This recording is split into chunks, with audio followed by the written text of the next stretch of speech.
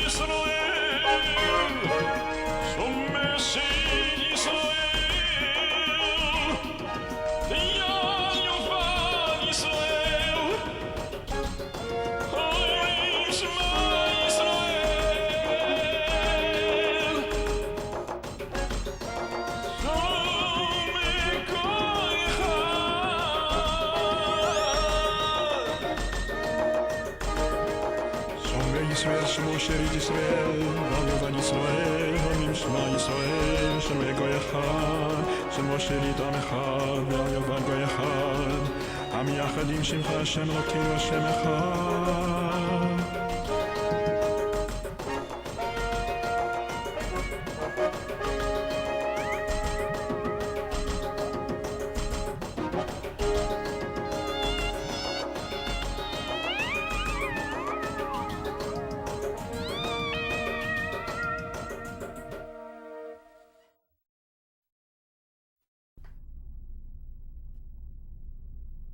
Shalom, I am Rabbi Shaul Praver. You're watching Rabbi Rock. I'd like to talk about ancient Israel and the type of economy that they had at that time. You might be surprised to hear that it was actually a combination of capitalism and communism. Yes, communism. Communism in the sense that the ancestral tribal lands you were born with. This was your inheritance. It was your property of the state or property of the nation. You can trade it if you want to. You could trade it for cattle or herds or whatever you want, precious jewels. But the unique thing about the Torah economy is the Jubilee year, and whatever trades that you've made, whatever land that you've given up, you will get back. Declare liberty in the land. It's written on the Liberty Bell in United States, Philadelphia. And that is from the Bible. And what it really means in the ancient world is that all of the land that you traded will revert back again to your tribe. So in a sense, the process of capitalism, free market enterprise, is allowed to happen for a period of 50 years, and then it's brought back again to the beginning of the cycle. And it's a very interesting economic system. I don't know if it would actually work today, but that's the system that they practiced in ancient Israel. And our history, our recent history, the Russian Revolution, this whole century is a very, very bloody century. A lot of drama, a lot of war, a lot of revolution. And the Russian Revolution was the biggest of the revolutions. And there is much to learn about it. And today we have a wonderful author, brilliant author. This is Andree Brooks, and we'll be speaking with her in a moment. And she was a newspaper reporter for the New York Times for 18 years and has won many international awards for her work. And we're very fortunate to have with us today Andree Brooks. Thanks for being here. Good afternoon. Your most recent book, The Russian Dance, and I think they're going to show us a picture of it, the cover, a very beautiful young lady, Blue A, a French lady,